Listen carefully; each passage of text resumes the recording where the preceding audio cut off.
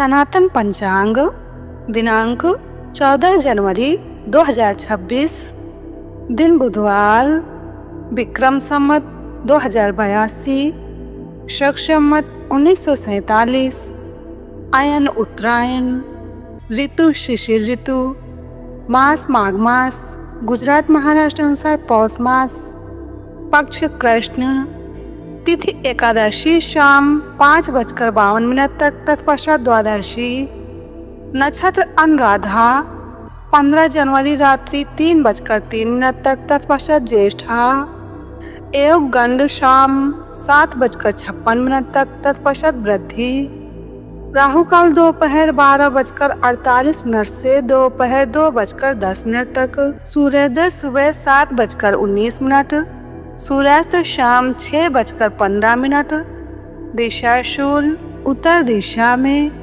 व्रत पर्व विवरण, छठ तिला एकादशी, मकर संक्रांति पूर्ण काल दोपहर 3:13 से सूर्यास्त तक, धनुर्मास समाप्त, पोंगल।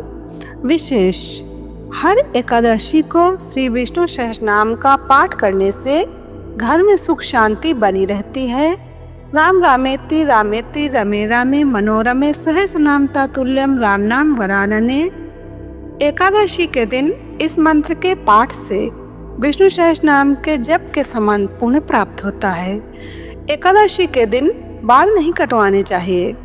एकादशी को चावल व साबूदाना खाना वर्जित है। एकादशी को शिम्मी शेम न खाएं, अन्यथा पुत्र का नाश होता है।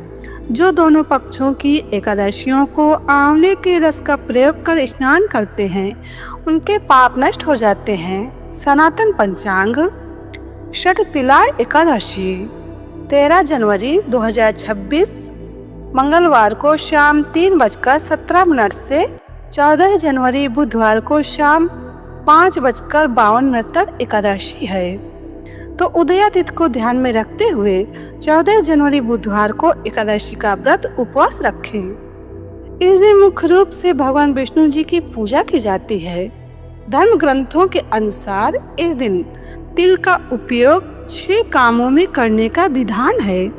ये 6 काम इस प्रकार हैं। इस दिन तिलों के जल से स्नान, तिल का उपटन, तिल से हवन, तिल मिले जल को पीने, तिल का भोजन तथा तिल का दान करने से समस्त पापों का नाश हो जाता है।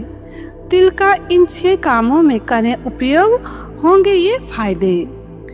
तिल मिले जल से स्नान, ठंड के मौसम में त्वचा रूखी हो जाती है। तिल मिले पानी से स्नान करने से त्वचा चमकदार व कोमल हो जाती है। तिल का उपटन लगाने से त्वचा संबंधित रोग अपने आप ही समाप्त हो जाते हैं। तिल मिला जल पीना, तिल मिला पानी पीने से पाचन तंत्र व्यवस्थित होता है, अनिद्रा में भी राहत मिलती है। तिल का भोजन, ठंड के मौसम में तिल से बनी चीजें खाने से शरीर को पर्याप्त गर्मी व ऊर्जा मिलती है। तिल का दान करने से पापों का नाश होता है और भगवान विष्णु जी अपने भक्त पर प्रसन्न होते हैं। तिल का हवन करने पर वायुमंडल सुगंधित होता है। विशेष, सूर्यास्त के बाद कोई भी तिल युक्त पदार्थ नहीं खाना चाहिए। मनुस्मृति सनातन पंचांग उत्तरायण सूर्य मंत्र, इसका जप करें वो ब्रह्मवेत्ता, महाव्याधि और भय दरिद्रता और पाप से मुक्त हो जाता है। सूर्य देव का मूल मंत्र है ओम ह्रां ह्रीं सः सूर्याय नमः। ओम ह्रां ह्रीं सः सूर्याय नमः, ये पद्म पुराण में वर्णन है। सूर्य नमस्कार करने से ओज, तेज और बुद्धि की बढ़ोतरी होती है। ओम सूर्याय नमः, ओम रवये नमः, ओम भान्वे नमः, ओम खगाय नमः, ओम अर्काय नमः। सूर्य नमस्कार करने से आदमी ओजस्वी, तेजस्वी और बलवान बनता है। इसमें प्राणायाम भी हो जाते हैं। विशेष, 14 जनवरी 2026 बुधवार को मकर संक्रांति पूर्णकाल दोपहर 3:13 से सूर्यास्त तक है। पूज्य बापू जी। सनातन पंचांग मकर संक्रांति नारद पुराण में वर्णन है कि सूर्य के मकर राशि पर रहते समय जहाँ कहीं भी गंगा में स्नान किया जाए वह स्नान आदि के द्वारा संपूर्ण जगत को पवित्र करती हैं और अंत में इंद्रलोक पहुँचाती हैं। पद्म पुराण के सृष्टि खंड अनुसार मकर संक्रांति में स्नान सूर्योदय से पहले कर लेना चाहिए। इससे 10,000 गोदान का फल प्राप्त होता है। उस समय किया हुआ तर्पण, दान और देव पूजन अक्षय होता है।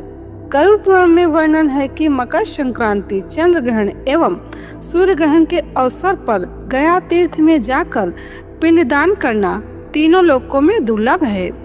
मकर संक्रांति के दिन लक्ष्मी प्राप्ति व रोग नाश के लिए गोरस, दूध, दही, घी से भगवान सूर्य, विपत्ति तथा शत्रु नाश के लिए तिल गुड़ से भगवान शिव, यश, सम्मान एवं ज्ञान विद्या आदि प्राप्ति के लिए वस्त्र से देवगुरु बृहस्पति की पूजा पुण्यकाल में करनी चाहिए। मकर संक्रांति के दिन तिल, सफेद तथा काले दोनों का प्रयोग तथा तिल का दान विशेष लाभकारी है। विशेषतः तिल तथा गुड़ से बने मीठे पदार्थ जैसे कि रेवड़ी, गज्जक आदि सुबह नहाने वाले जल में भी तिल मिला लेने चाहिए। विष्णु पुराण द्वितीयांश अध्याय 8 के अनुसार सूर्य के कर्क राशि में उपस्थित होने पर दक्षिणायन कहा जाता है और उसके मकर राशि पर आने से उत्तरायण कहा जाता है। धर्म सिंधु के अनुसार उत्तरायण के दिन तिलों के तेल के दीपक से शिव मंदिर में प्रकाश करना चाहिए। तिलों से, चावलों से विधि पूर्वक शिव पूजन करना चाहिए। ये भी बताया है कि उत्तरायण में तिलों से उपटन, काले तिलों से स्नान, तिलों का दान, होम यानी कि हवन तथा भक्षण करना चाहिए। मकर संक्रांति के दिन महादेव जी को घृत से अभिषेक कराने से महाफल प्राप्त होता है। गरीबों को वस्त्र दान से महाफल होता है। इस संक्रांति को दूध से सूर्य भगवान को स्नान करावे तो सूर्यलोक की प्राप्ति होती है।